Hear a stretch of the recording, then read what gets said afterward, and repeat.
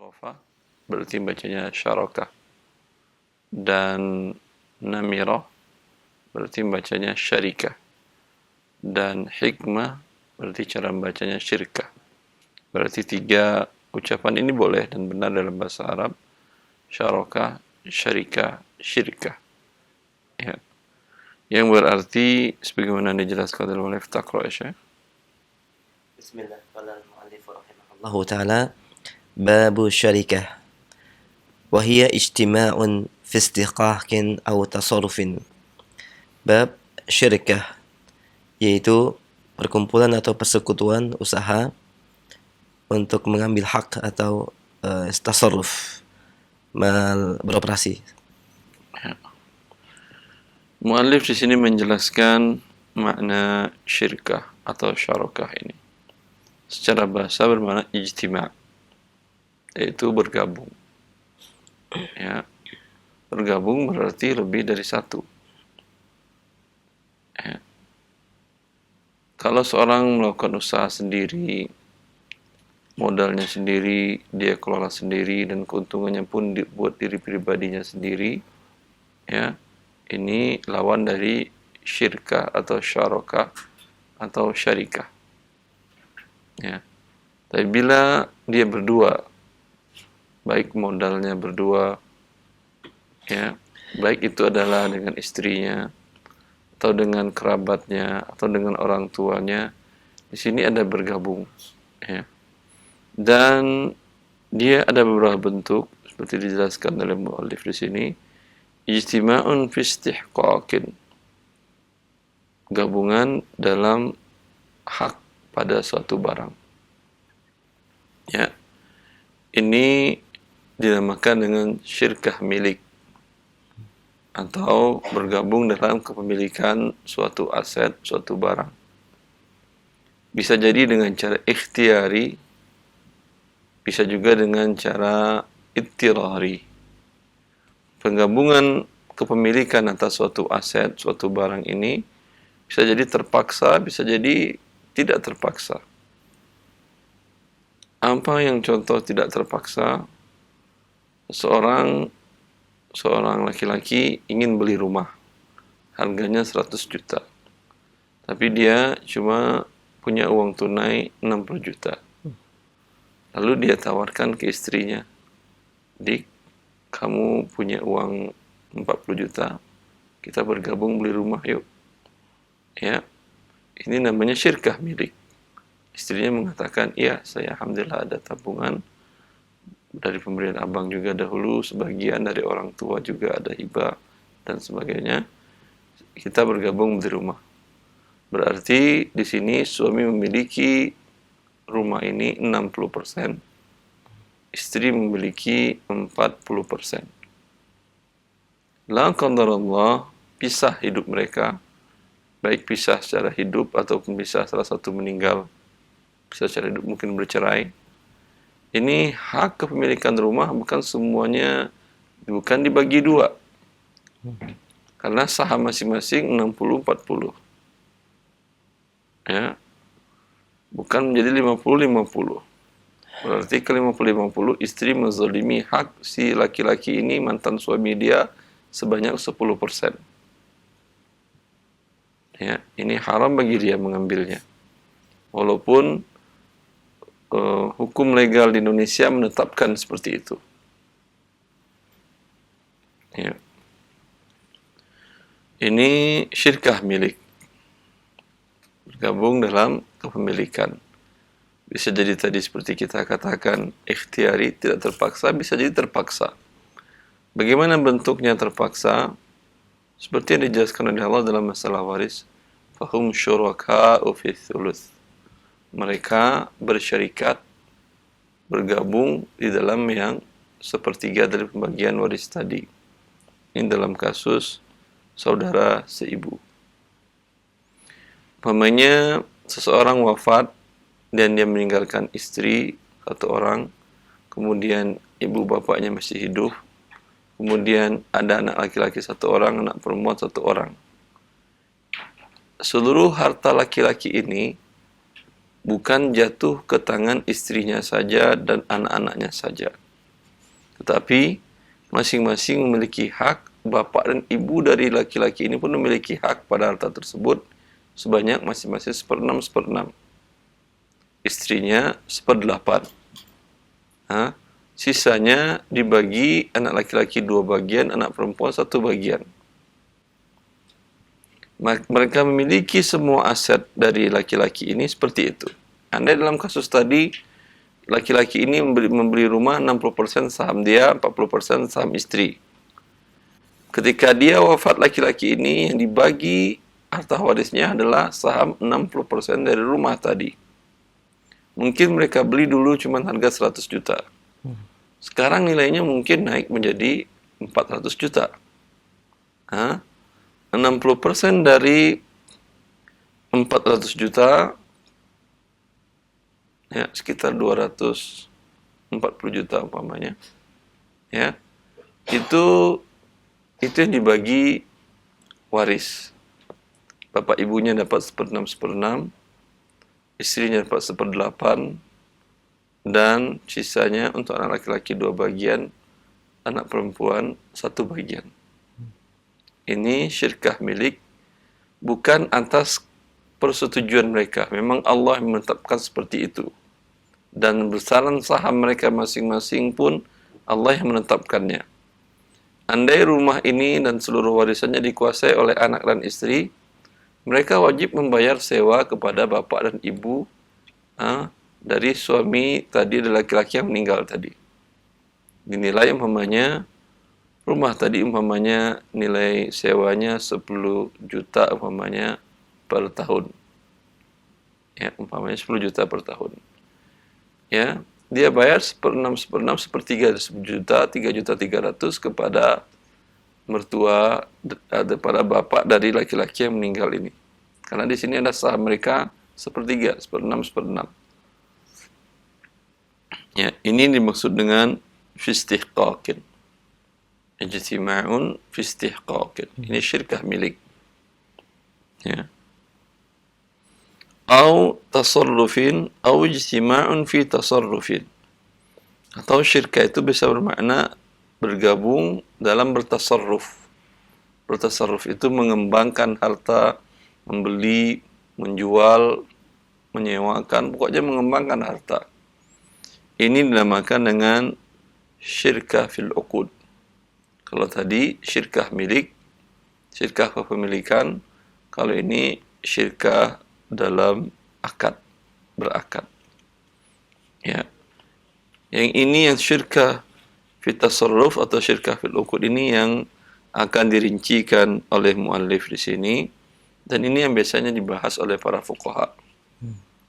Wasil Syekh wa hiya. Nah. Baik. Qala al-mu'allif rahimahullahu ta'ala wa hiya anwa'un. Bab syirkah ini memiliki beberapa jenis. Ya, syirkah tasarruf itu tadi. Bab syirkah. Fasyarikatu inanin an yashtarika badanani bimalihima al-ma'lumi walau mutafawitan liya'mala fihi bibadanayhima. Yang pertama, syirkatu ainan, yaitu an yashtarika badanani bimalayhima, yaitu persekutuan atau bergabungnya dua badan dengan kedua hartanya, al-ma'lum, walau mutafawitan liya'mala fihi bibadanayhima, walau ada keduanya berbeda.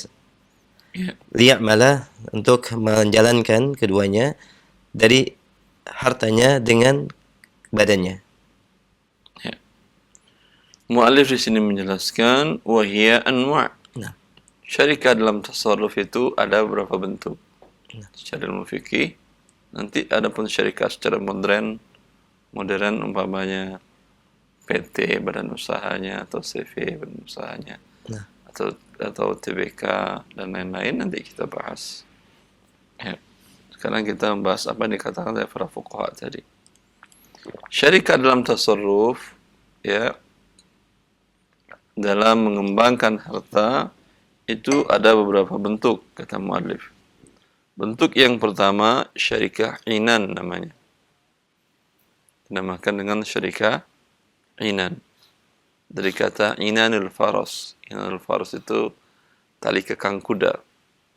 Maksudnya masing-masing anggota syirkah bisa mengendalikan harta. Ya. Yaitu ayashtarika badanani bimalayhimal ma'lumi. Yaitu bersyirikat, bergabung dua jiwa. Dua orang. Ya. Bimalayhima dengan kedua harta mereka. Al-ma'lum yang jelas ukuran hartanya, nilai hartanya, nominal hartanya. Walau mutafawitan, walaupun berbeda nilai sahamnya. Maksudnya yang satu umpamanya 60 juta, yang satu 40 juta, kan berbeda. Bisa jadi juga sama-sama 50 juta. Atau satu 100 juta, satu 200 juta.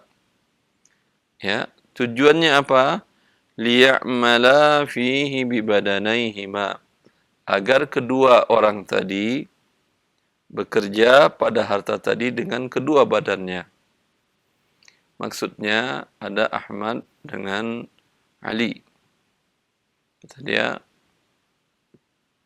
Ahmad ini profesional, umpamanya pernah dia dulu sukses di jual beli kendaraan bermotor bekas. Ya, beberapa waktu dia tinggalkan usaha tersebut, dia jadi karyawan umpamanya di sebuah perusahaan, ya. Qadarullah pernah mungkin jatuh segala macam bisnisnya. Sekarang dia ingin bangkit lagi. Tapi modalnya tidak cukup. Minimal modal umpamanya dia perkirakan sekitar 300 juta. Uang tunai yang dia kumpulkan dari upah kerjanya itu kumpul cuma sekitar 100 juta. Lalu Ahmad ini ngomong kepada Ali, Ali, ada apa? Kamu punya modal enggak? Kita gabung yuk, kita kerja. Kita syarikah atau syarokah. Maksudnya gimana? Kamu punya 200 juta, uang ini kita gabungkan, kita saling mengelola, membeli dan menjual mobil bekas. Ya. Tapi kata Ali, saya nggak punya pengalaman dalam membeli. Nanti kebeli umpamanya mobil bodong yang tidak ada surat-suratnya lengkap. Atau beli umpamanya mobilnya cacat, saya nggak tahu. Ya udah, kalau gitu kamu di bagian penjualan, saya yang bagian pembelian. Kata Ahmad, saya pengalaman lebih dari 10 tahun dalam ini, tahu insya Allah. Dan pun bisa dibantu juga sekarang ada bengkel-bengkel umpamanya yang bisa ngecek secara komputerisasi tentang kondisi akhir mobil ini. Bisa kita bawa ke sana umpamanya, kata si Ahmad. Ya udah, kata Ali. Kita gabungkan uang kita yuk, ayo taruh di satu rekening. Ali bisa ambil, kemudian Ahmad juga bisa mengambil tadi, taruh rekening bersama. Ali store 100 juta, Ahmad 100 juta, Ali 200 juta. Berarti ini kan tidak sama, mutafawitan modalnya. Dan sama-sama bekerja mereka. Ya. Si Ahmad mencari ke sana-sana mobil dengan spek yang bagus. Ya. Ali pun begitu juga berusaha menjualkan, menawarkannya. Ya. Dan dia pun menjual kadang dengan tunai, kadang dengan tidak tunai, membantu orang-orang yang ingin mendapatkan kendaraan tidak dengan cara riba, ya, tapi tentu dengan kesepakatan yang disepakati, umpamanya dicek dulu dia orangnya jujur atau tidak, yang mau tidak tunai tadi, kemudian kemampuan bayarnya bisa atau tidak menutupi, dan berapa lama, walau dan tidak ada denda keterlambatan umpamanya, ya, itu yang kerjaan Ali. Kerjaan Ahmad dia mencari mobilnya, ya. Ini dinamakan dengan syarikah inan.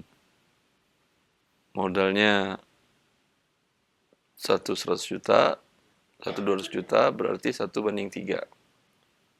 1/3 modal Ahmad, 2/3 modal Ali.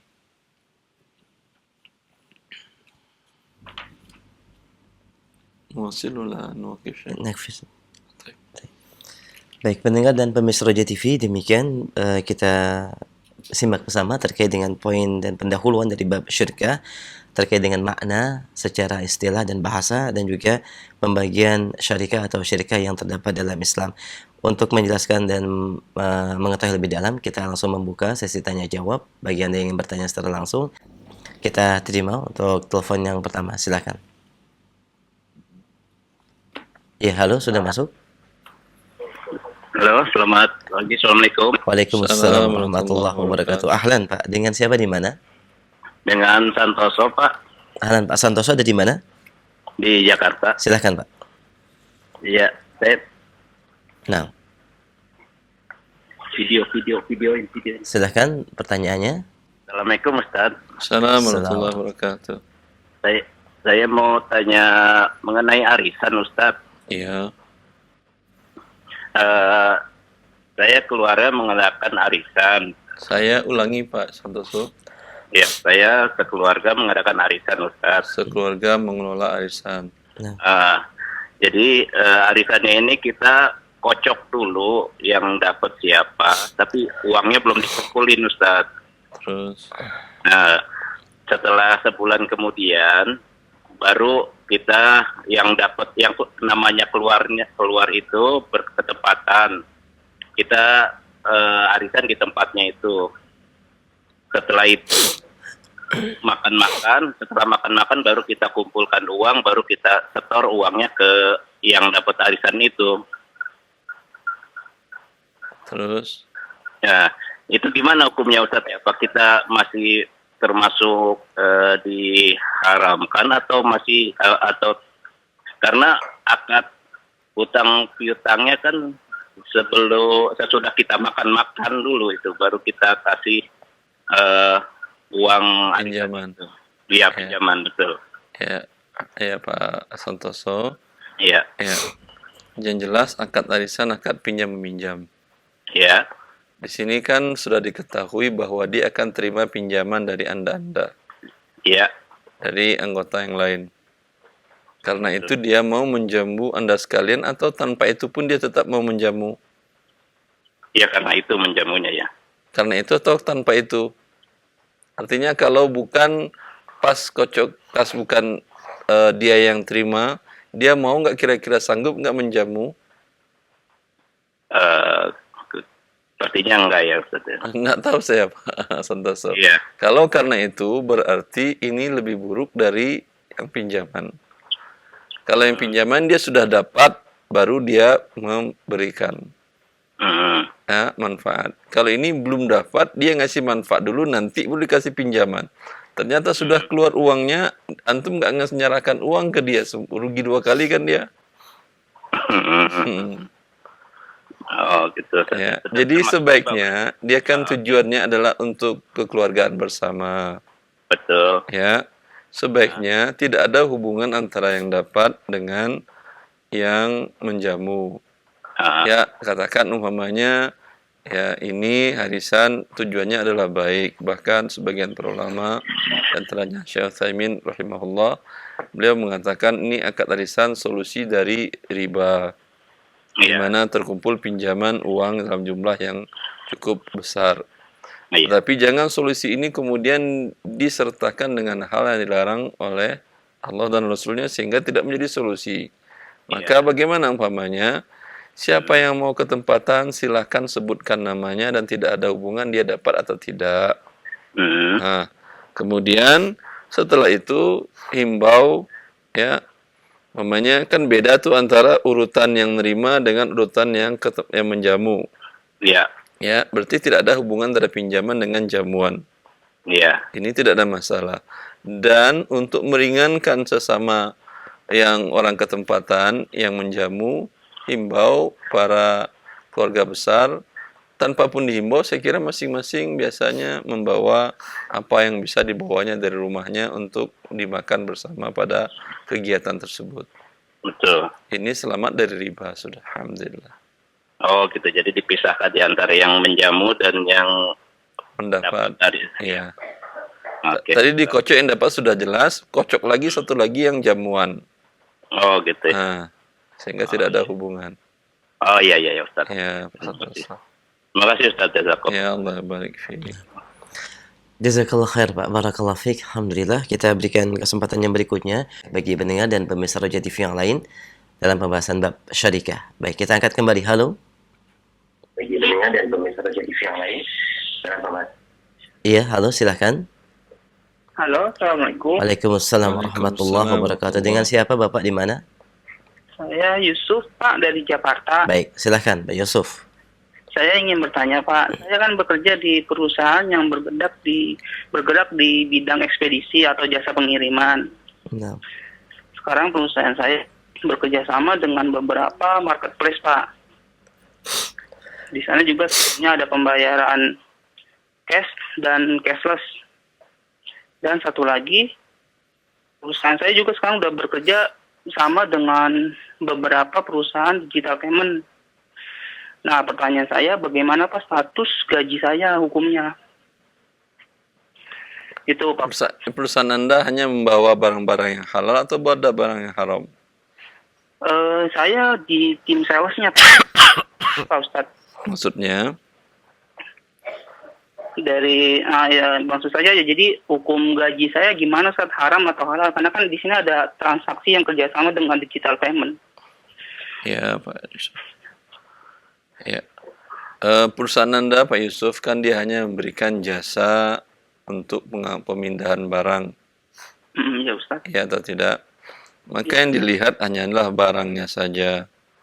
Apakah ada barang yang halal atau ada barang yang haram? Ya, bila tidak ada barang yang haram, hukum asalnya adalah mubah.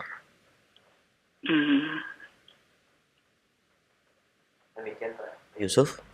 Iya. Cukup? Ustaz. Baik, jazakumullah khair Pak Yusuf ya. Demikian, barakallahu fiik. Alhamdulillah, kita berikan kesempatan yang berikutnya, yang ketiga, silakan. Dalam bab syarikah, dan kita terima telepon yang ketiga, silakan. Baik, halo. Assalamualaikum. Waalaikumsalam warahmatullahi wabarakatuh. Dengan siapa, Umu di mana? Dengan Umu Yara di Jogja. Baik, Umu Yara, silakan. Assalamualaikum warahmatullahi wabarakatuh, Pak Ustaz. Assalamualaikum warahmatullahi wabarakatuh. Ini perihal warisan yang saya tanyakan. Baru saja belum lama ini kakak kami meninggal. Itu yang ingin saya tanyakan terkait pembagian warisan dari beliau itu bagaimana ya Pak Ustadz? Ya, namanya siapa kakak ini yang meninggal ini? Kakak saya namanya Indri. Perempuan berarti ya, Indri. Perempuan. Sebentar, bapak ibu dari Indri masih hidup? Bapak ibu Anda masih hidup? Alhamdulillah masih ada. Bapak, ibu. Suami beliau masih hidup? Belum menikah. Belum menikah. Ya. Kalau belum menikah, semua harta Indri hanya untuk bapak dan ibunya. Bapaknya 2/3, ibunya 1/3. Ibu 1/3. Oh gitu. Ya, saudara-saudarinya tidak dapat. Oh, kalau belum menikah dengan orang tua semua ya. Baik, mungkin itu saja ya Pak Ustadz ya. Ya, Ibu. Ya, jazakallah khairan. Allah barik. Ya, assalamualaikum warahmatullahi wabarakatuh. Waalaikumsalam warahmatullahi wabarakatuh. Jazakillah khair Umu Yara di Jogja. Baik, alhamdulillah telah terjawab pertanyaannya. Kita berikan kesempatan berikutnya. Halo. Iya, sudah masuk, silahkan. Assalamualaikum. Waalaikumsalam warahmatullahi wabarakatuh. Ahlan, dengan siapa Bapak di mana? Abu Lutfi, Konawe Utara. Baik, Abu Lutfi silahkan, insyaallah. Silahkan.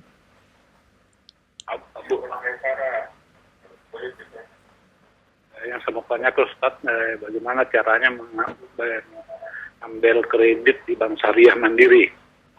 Di bank syariah ya Pak ya? Kredit maksudnya beli barang atau butuh uang Bapak? Ya, kita butuh uang untuk bantuan di bank syariah mandiri. Butuh uang? Butuh uang Pak Ustaz. Ya, Tay.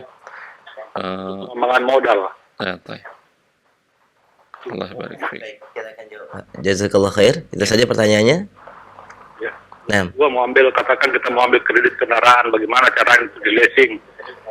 Yang kedua, mengambil kendaraan di leasing, Ustaz, ya, apa ya? Baik. Kita akan simak jawabannya. Jazakallahu khair. Silakan, Ustaz. Allah barik. Kalau butuh uang dengan lembaga keuangan syariah, itu tidak bisa nama akadnya murabahah. Bisanya akadnya musyarakah kalau butuh uang modal kerja umpamanya. Musyarakah bagaimana? Atau mudharabah. Tapi ini biasanya produknya jarang dilakukan oleh bank syariah. Baik bank syariah yang disebutkan oleh Bapak tadi ataupun bank syariah yang lain. Kenapa? Karena dalam syariat Islam, bila seseorang menyerahkan modal ke pihak yang lain untuk dikelolanya, maka dia akan menanggung kerugian. Tentu dalam hal ini, namanya bank, tentu tidak siap akan menanggung kerugian. Ya, ini yang masalah kebutuhan uang oleh Pak Lutfi tadi. Kalau butuh uang kemudian bank syariahnya tidak siap menanggung kerugian, diberikannya umpamanya modal atau atau uang sebanyak 1 miliar, kembali juga harus 1 miliar dan ada pertambahan laba, ini jelas namanya riba. Harus ada dicantumkan dalam perjanjian tadi bahwa uang 1 miliar ini adalah penyertaan modal di usaha Abu Lutfi tadi. Andai umpamanya usaha Abu Lutfi itu naik, tentu uang lembaga keuangan syariah tadi naik, yang 1 miliar tadi.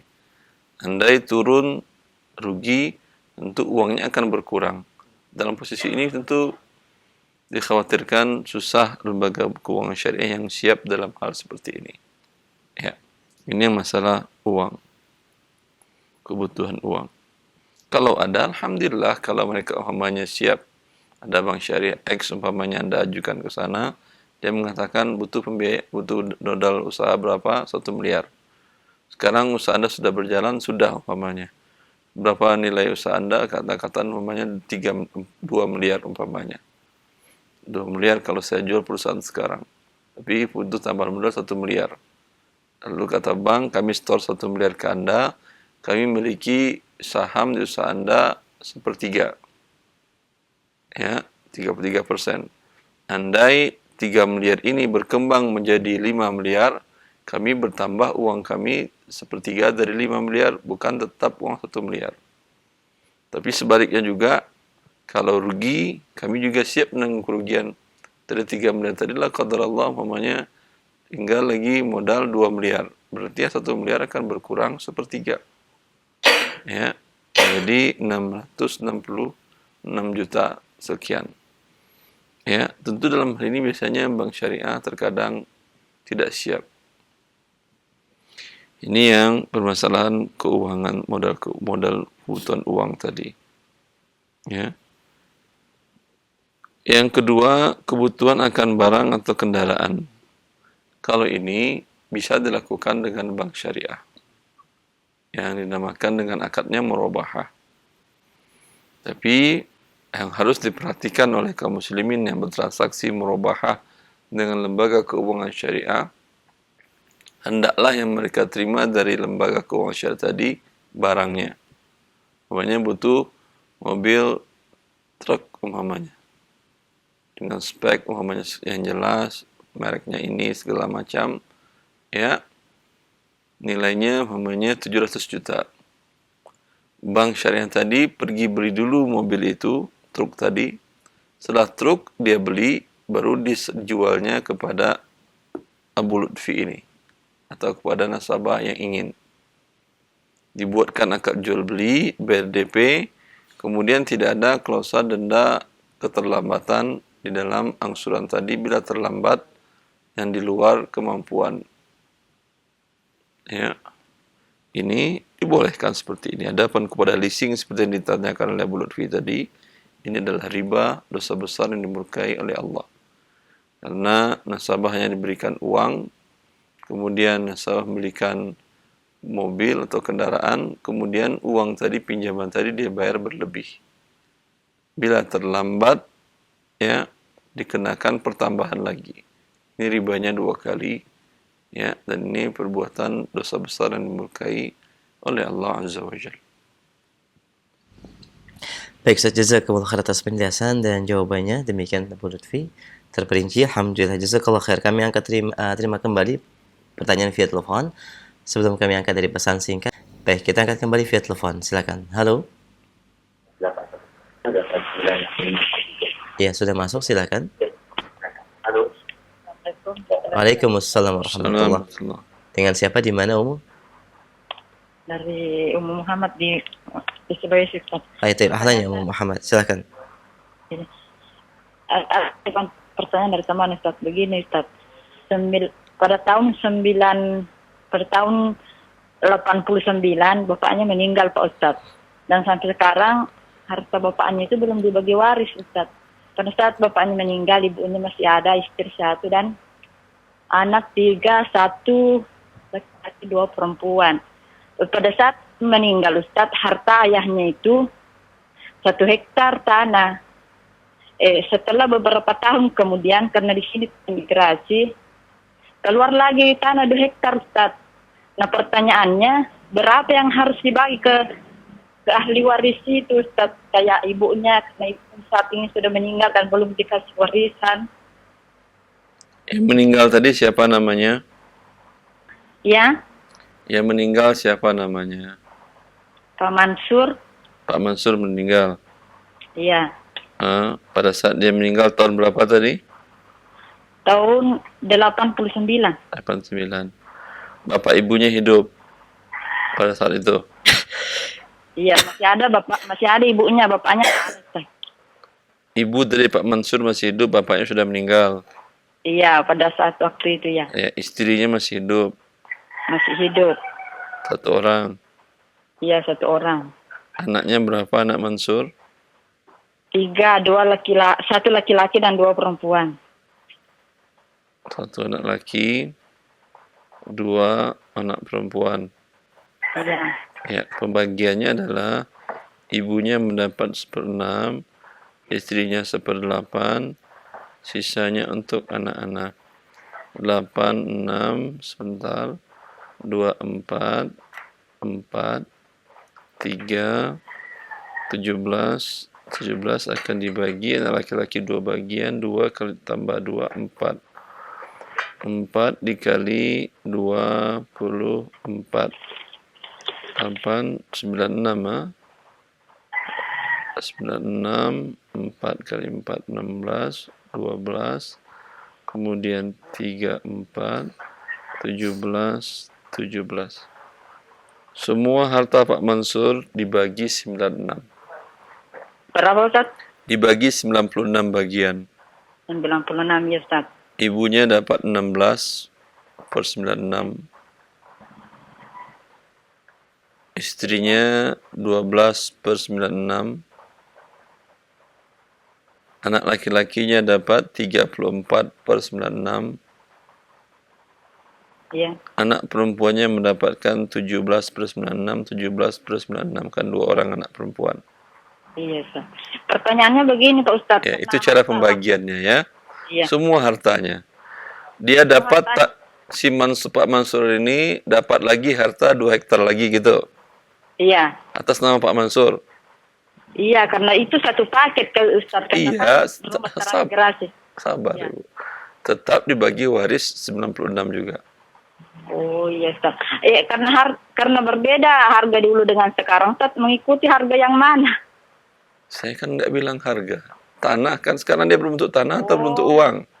Oh ya, bentuk tanah Ustaz. Ya berbentuk tanah dibagi 96 tanah tadi. Oh, tanah beda-beda harganya Ustaz kalau perumahan. Masalah eksekusi, tenang dulu Ibu. Iya. Masalah eksekusinya terserah masing-masing. Mau dijual, kalau dijual gampang bagi 96. Kalau mau tidak dijual, siapa yang mau menguasai ini? Ada anak yang mau menguasai, bayar saham masing-masing. Bayar saham neneknya 16/96. Dinilai berapa harga tanah tadi dibayarkan. Sesuai harga Ustaz ya, karena perumahan mahal, lebih mahal daripada lahan.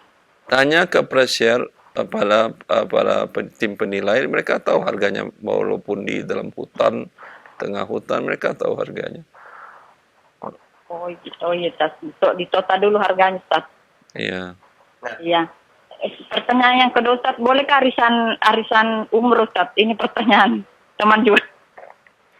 Arisan itu akadnya hutang piutang, umroh tidak boleh berhutang karena ibadah bagi yang mampu. Kecuali dia mampu, tanahnya banyak, asetnya banyak, ya diikut tidak masalah. Artinya kalau dia meninggal, ada harta untuk menutupi hutangnya. Oh iya Ustaz. Jazakumullah khair Ustaz. Allah Akbar. Assalamualaikum warahmatullahi wabarakatuh. Assalamualaikum warahmatullahi wabarakatuh. Jazakallah khair Umu. Selanjutnya pertanyaan dari pesan singkat. Baik, ada beberapa pertanyaan yang disampaikan. Assalamualaikum warahmatullahi wabarakatuh. Ustaz, terkait dengan pinjaman di lembaga bank konvensional yang dihukumi riba, bagaimana jika ada pandangan yang memberikan tafsir terperincian bahwa untuk pinjaman yang sifatnya produktif berbeda dengan yang sifatnya konsumtif, dan yang kedua ada manfaat yang memang terasa dan memang secara real dirasakan oleh pengusaha atau orang yang melakukan pinjaman untuk usaha. Bagaimana hukumnya ketika riba itu berubah menjadi tidak, Ustaz? Jazakallahu khair. Allah barik. Ya akhi, manfaat terasa bukan berarti dia menjadi halal. Masya Allah. Tanya kepada seluruh pezina, ada nggak manfaat yang terasa dalam saat berzina bagi dia? Apakah itu menjadi halal? Tanya kepada pencuri, maling, perampok, koruptor, ada atau tidak manfaat bagi yang terasa bagi dia? Ada, dia dapat uang, dapat segala macam. Apakah kemudian merampok, mencuri, dan korupsi menjadi halal? Dan seterusnya dosa besar tadi. Ya, yang jelas manfaat yang terasa, Anda hidup di dunia ini bukan berdasarkan asas manfaat, tunduk dengan ketentuan Allah. Bila Allah haramkan, maka manfaat yang Anda rasakan tidak ada gunanya. Ya, ini berarti hidup bukan dengan syariat Allah, dengan rasa-rasa enak apa tidak manfaatnya. Ya, tidak berubah sesuatu yang diharamkan oleh Allah karena ada manfaat yang Anda rasakan. Manfaat yang Anda rasakan tadi adalah semu.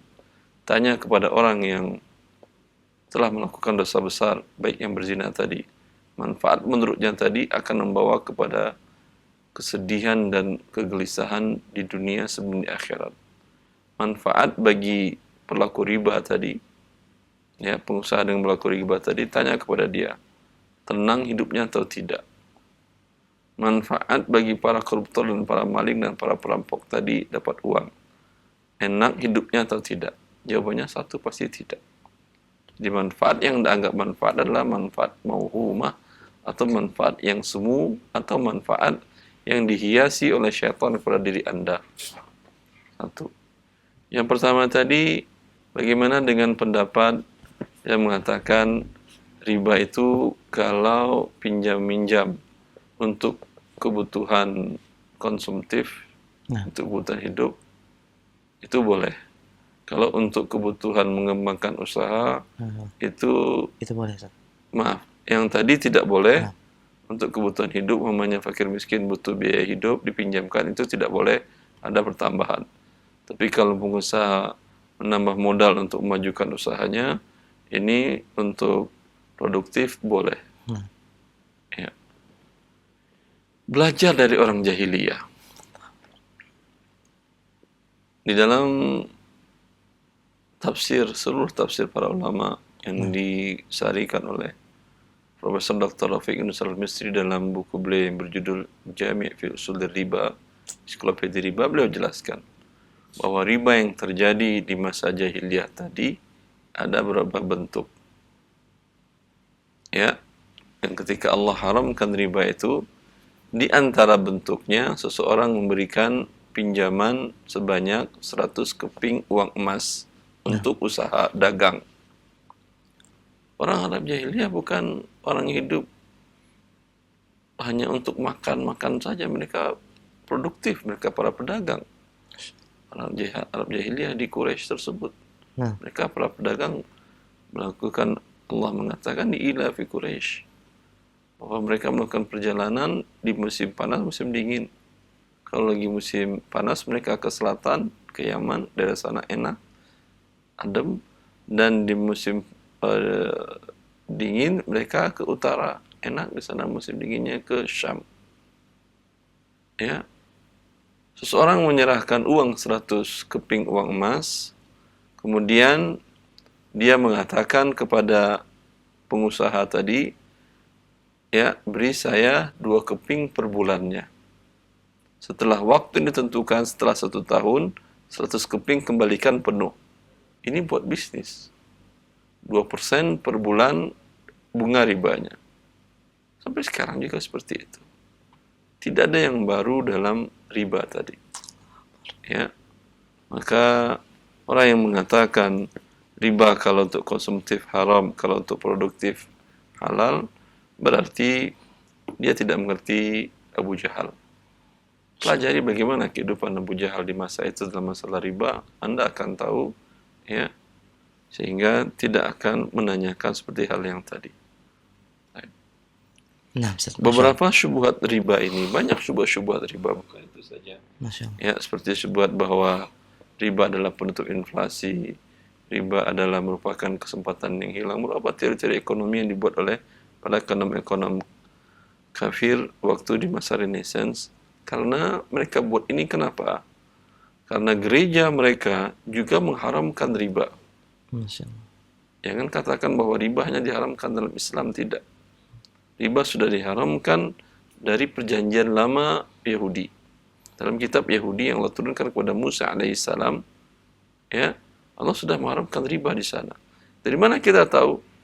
Karena kitab mereka memang sudah mereka robah, tapi Allah mengatakan, وَبِظُلْمٍ مِّنَ الَّذِينَ هَادُوا حَرَّمْنَا عَلَيْهِمْ طَيِّبَاتٍ أُحِلَّتْ لَهُمْ وَبِصَدِّهِمْ عَنْ سَبِيلِ اللَّهِ كَثِيرًا وَأَخْذِهِمُ الرِّبَا وَقَدْ نُهُوا عَنْهُ. Dan orang-orang Yahudi itu melakukan riba padahal mereka telah dilarang darinya.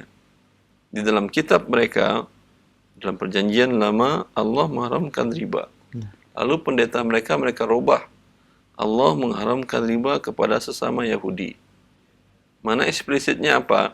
Yahudi A meminjamkan uang kepada Yahudi B, tidak boleh ada pertambahan. Pinjam mau buat kebutuhan konsumtif maupun produktif, pinjam 100 juta, tetap bayar 100 juta. Tapi bila mana eksplisitnya apa? Bila Yahudi A meminjamkan uang kepada non-Yahudi, boleh mengambil riba.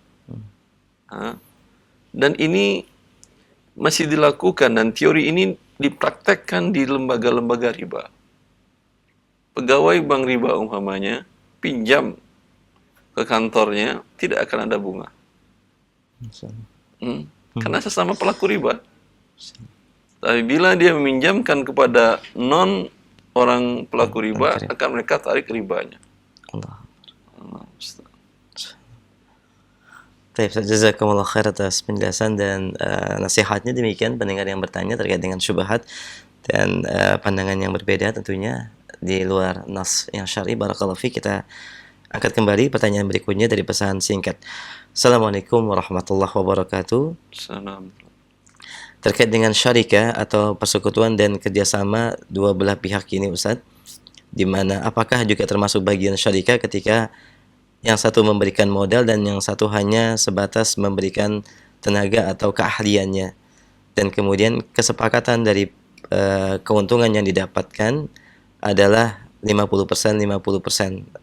Mohon penjelasan dari mekanisme seperti ini, jazakallahu khair. Allah barik fiik. Ini namakan dengan syirkah mudharabah, bagian dari bentuk syirkah, tapi nanti akan kita rincikan secara rinci. Dan ini dibolehkan dalam syariat, ya, di mana seorang memiliki uang dan dia tidak memiliki kesempatan dan tidak, ataupun dia tidak punya pengalaman dalam mengelola uang dalam bentuk sebuah usaha, dia serahkan kepada orang yang jujur dan amanah untuk mengelolanya dengan kesepakatan keuntungan atau laba dibagi 50-50, kerugian ditanggung oleh si pemilik modal, yang modal uang. Yang pengelola rugi karena dia tidak boleh mengambil upah atau gaji dari dana yang dia kelola tadi.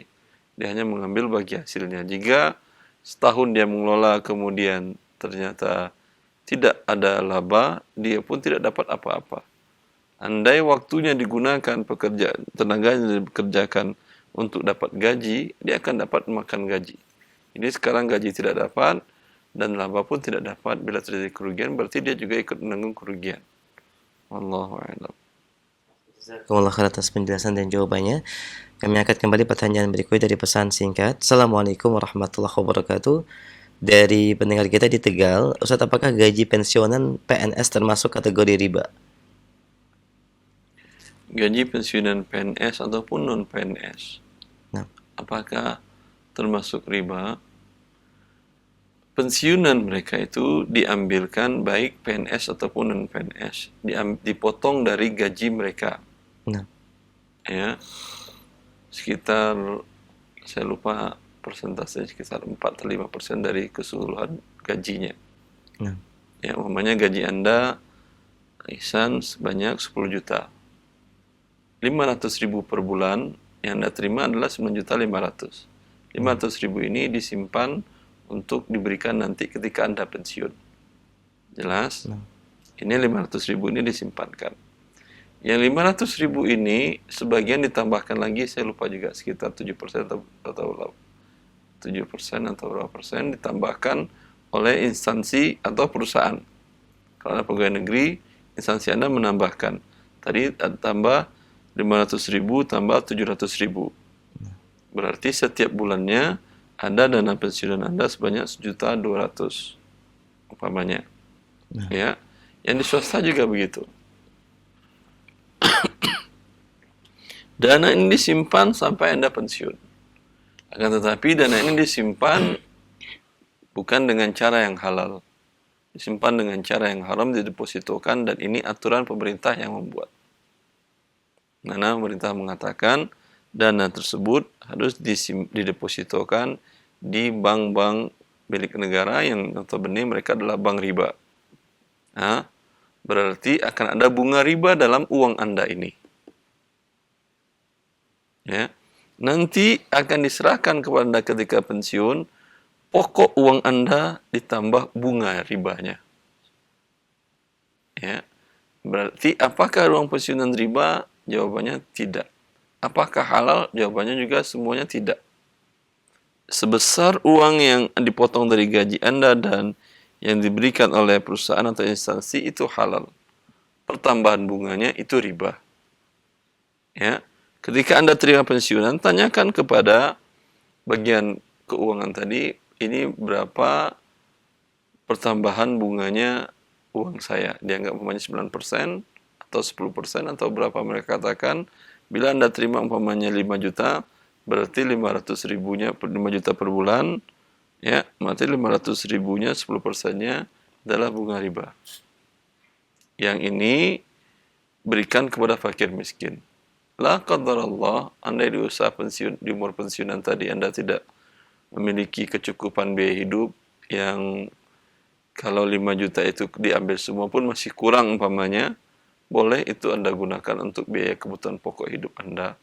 Wallahu a'lam. Tapi kalau Anda umpamanya di waktu masa menerima pensiunan berkecukupan hidup, anak-anak pun ikut membantu, alhamdulillah cukup, maka yang 500.000 tadi, 10% tadi, berikan kepada fakir miskin yang lain. Jazakumullah khair, barakallahu fiik. Kami angkat kembali pertanyaan berikutnya dari pesan singkat pendengar dan pemirsa Roja TV. Assalamualaikum warahmatullahi wabarakatuh. Salam. Ustaz, dalam sebuah lembaga yayasan yang ada di masjid, di mana pengurus masjid menerima dan mengumpulkan donasi sosial untuk fakir miskin.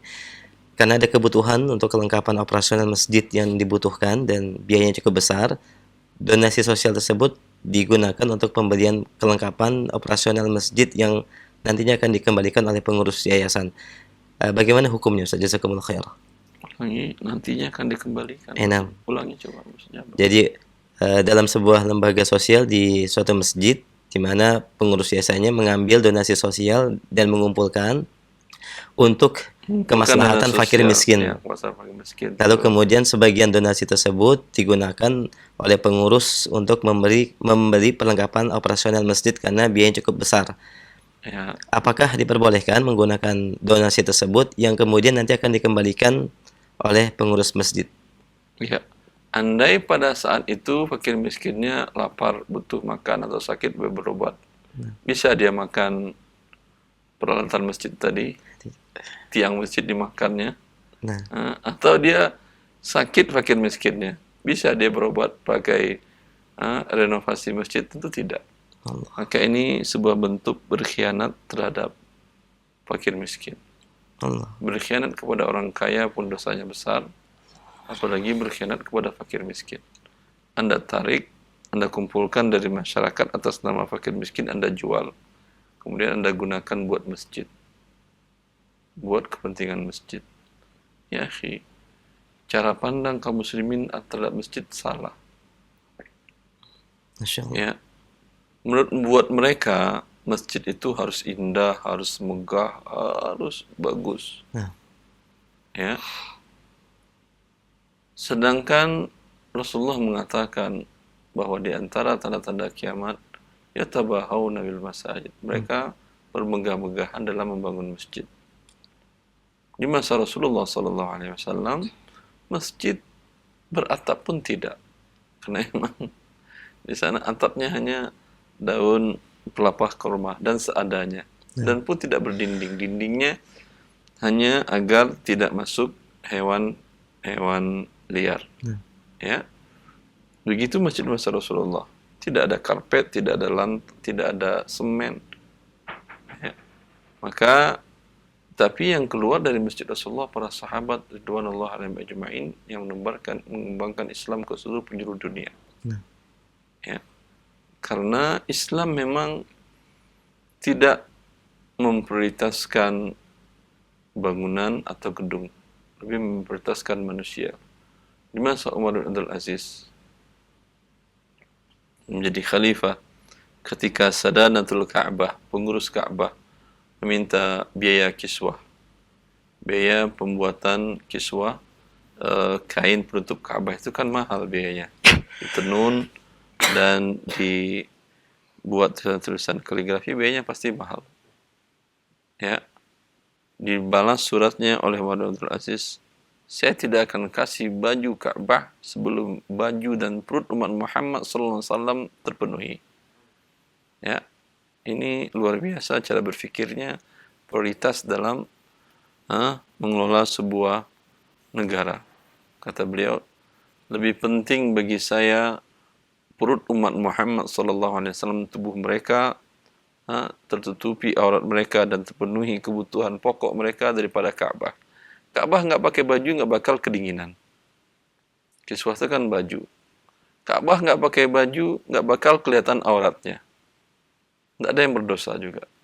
Tapi umat Muhammad SAW, rakyatnya, manusianya, tidak berbaju atau auratnya kelihatan karena kurang bahan di masa itu, biaya baju mahal, ya, atau kurang biaya hidupnya untuk biaya makan pokoknya tidak ada, ini akan berdosa sebagai pemimpin. Ya. Maka salah cara pandang ya pengurus yayasan dekat masjid ini membuat mereka berkhianat kepada fakir miskin. Kalau tadi Umar bin Abdul Aziz mengatakan, tidak saya kasih baju Ka'bah, itu Ka'bah, tempat arah semua kaum muslimin sholat sampai umat Muhammad. Kalau di sini tadi biar uang fakir miskin, mereka sakit, mereka lapar, mereka apa-apa, yang penting masjid gagah, masjid bagus. Ini sebuah pengkhianatan terhadap agama Allah Azza wa Jalla dan terhadap fakir miskin. Semoga yang terlanjur karena tidak berilmu dalam ini bertobat kepada Allah Azza wa Jalla dan mengembalikan hak fakir miskin tadi secepatnya. Saat Anda tahu itu langsung dikembalikan. Bagaimana caranya? Wallahu ta'ala alam. Jawaban dan nasihatnya demikian pendengar dan pemirsa TV yang bertanya. Barakallahu fiik. Satu pertanyaan pesan singkat kembali kami angkat sebelum dari telepon. Assalamualaikum warahmatullahi wabarakatuh. Saya memiliki sejumlah sawah yang kemudian dikelola oleh masyarakat setempat dan saya mendapatkan hasil setiap panen dengan nilai berkisar antara 20 sampai 30 juta Ustaz. Yang menjadi pertanyaan, bagaimanakah zakat pertanian yang harus saya keluarkan di mana pada musim panas masyarakat mengandalkan air irigasi atau pengelolaan air sendiri, dan pada saat musim hujan mengandalkan air hujan. Jazakumullah khair. Ya. Zakat dalam hal seperti ini syirkah namanya, nanti kita bahas. Muzara'ah. Ya, masing-masing mengeluarkan zakatnya. Yang Anda terima 30 juta, berasnya berapa, padinya berapa berarti? Sampai enggak 5 wasak, sekitar 600 kilo. Kalau sampai berarti Anda mengeluarkan zakat Anda. Bagi yang mengelola, yang dia terima berapa padinya, berasnya. Kalau tidak sampai 5 wasak, sekitar 650 kilo, mereka juga tidak ada kewajiban zakat. Kalau sampai, mereka pun mengeluarkan sendiri. Masing-masing sendiri. Masing-masing mengeluarkan dengan nilai persentase. Nisab sesuai sendiri. Ya. Dengan persentase dikeluarkan adalah bila diairi dengan tidak berbayar, dengan tidak berbiaya, al-usyur 10%. Demikian pendengar dan pemirsa Roja TV yang bertanya. Jazakumullah khair, barakallahu fiik. Allah mudahkan mudah-mudahannya untuk mengeluarkan zakat pertanyaannya. Kita berikan kesempatan selanjutnya di line telepon untuk pertanyaan via telepon. Assalamualaikum. Waalaikumsalam warahmatullahi wabarakatuh. Dengan siapa, di mana Bapak? Saya Bapak Hamid dari Bandung. Ahlan Pak Hamid, Masya Allah. Ya, mau tanya nih, saya Silakan. dapat warisan. Masya Allah. Ya, Pak Kalau Hamid. didepositkan di bank syariah, bagaimana hukumnya Pak? Segitu. Assalamualaikum. Waalaikumsalam warahmatullahi wabarakatuh. Ya, Pak Hamid, beliau mendapat warisan. Bagaimana kalau itu didepositokan di bank syariah? Ya, deposito ini bagian dari bentuk akad syirkah mudharabah, di mana deposan atau nasabah adalah rabbul mal, pemilik uang, bank syariah adalah pengelolanya. Jadi kita katakan dalam akad mudharabah, si pemilik uang, pemilik dana, dalam hal ini adalah Pak Hamid umpamanya, ya, harus siap menanggung kerugian, dan tertera itu di dalam akad perjanjian. Datangi suatu bank syariah yang Bapak inginkan, tanyakan, ini saya menanggung kerugian atau tidak bila terjadi kerugian. Kalau mereka bilang tidak Pak, karena satu dan lain hal begini-begini, katakan saya tidak mau. Karena berarti akadnya adalah qard, Anda minjamkan dan dapat pertambahan, maka ini namanya riba. Ya. Sebaiknya kalau Bapak tidak menemukan yang mau siap bank tadi, nasabah deposan menanggung kerugian atau rabbul mal menanggung kerugian, taruh aja di tabungan yang tidak ada pertambahan atau wadiah namanya, yang tidak ada pertambahan, tidak ada bonus, tidak ada hadiah. Karena hakikatnya itu adalah akadnya qard.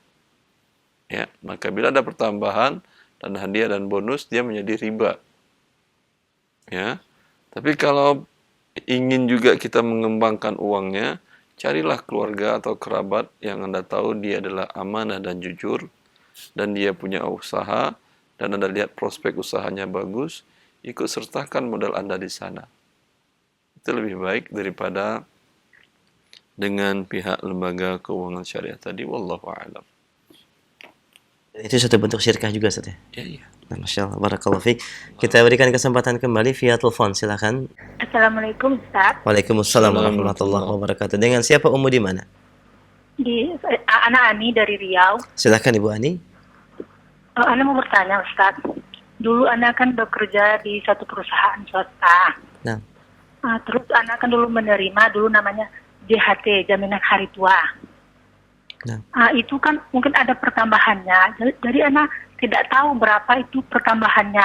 Jadi gimana hukumnya tuh Ustaz? Apa Ana harus mengeluarkannya dan bagaimana cara menghitungnya? Nah. Dulu Ana kalau nggak salah menerima itu 36 juta. Tahun 2013. Ana resign dari pekerjaan tahun 2013. Ibu, kalau tidak tahu berapa bunganya, lihat di tahun 2013 itu berapa bunga deposito umumnya. Umpamanya 9% atau 10% atau 11%, keluarkan sebesar itu. Kita bisa tengok di tahun 2013 itu berapa bunga deposit, bunga apa yang kita tengok itu Ustaz? Deposito. Bunga deposito tengok pada tahun itu, terus anak keluarkan sebanyak 10% dari total yang Ya, terima. bukan 10%, sebesar bunga di tahun itu Anda kurangkan dari uang yang Anda terima 36 juta tadi. Itu aja di bunga pada tahun itu, pada tahun anak terima gitu aja ya Ustaz ya? Iya. Itu dikasihkan ke fakir miskin? Iya, betul. Benar Ibu. Oh ya, syukran Ustaz. Afwan. Assalamualaikum warahmatullahi. Assalamualaikum warahmatullahi wabarakatuh. Jazakallah khair Bu Ani. Baik, barakallahu fiik. Kita terima kembali via telepon. Assalamualaikum warahmatullahi wabarakatuh. Waalaikumsalam warahmatullahi wabarakatuh. Dengan siapa Bapak, di mana? Dari Riau, Ustaz. Baik, mohon maaf Bapak, dikecilkan dulu volume suara TV atau radionya, ada feedback. Taib, cukup monitor via telepon saja. Silakan pertanyaannya. Sebentar, Ustaz. Oke, Ustaz, yang mau saya tanyakan, Ya. kan sekarang kita ada reuni-reunian dari grup-grup pensiun begitu. Gimana Pak pertanyaannya?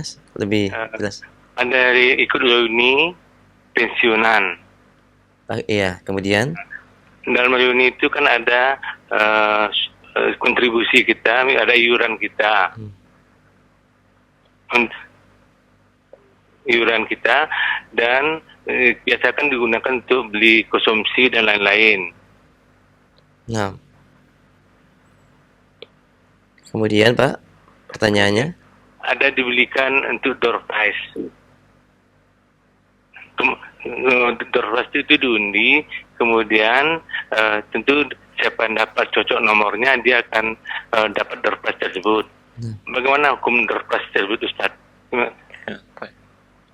Baik Bapak, itu saja pertanyaannya. Baik, kita akan simak jawabannya Pak ya. Jazakallah khair. Baik, barakallahu fiik. Naam. Silakan. Ya. Ini dampak dari tidak mengerti syariat Allah. Tujuan mereka baik.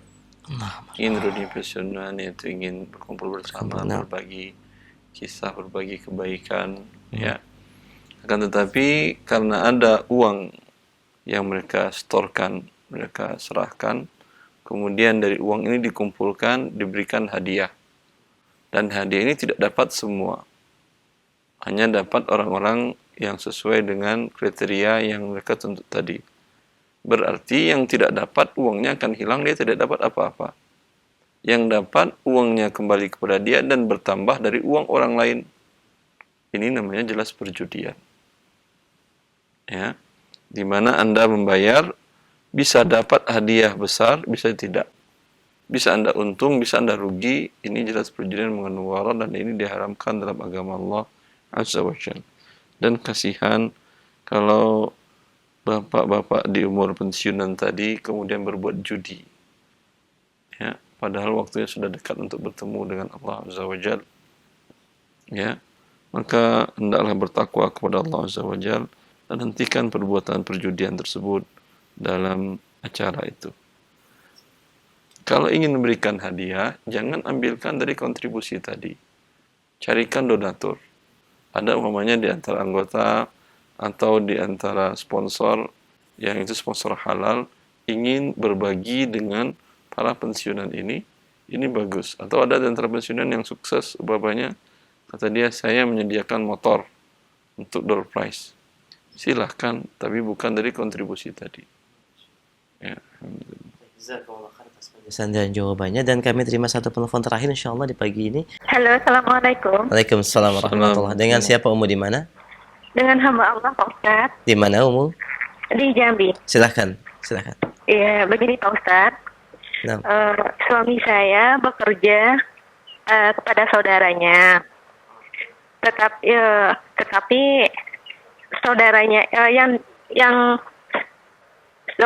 saudara suami saya ini suka pergi ke dukun, Ustadz.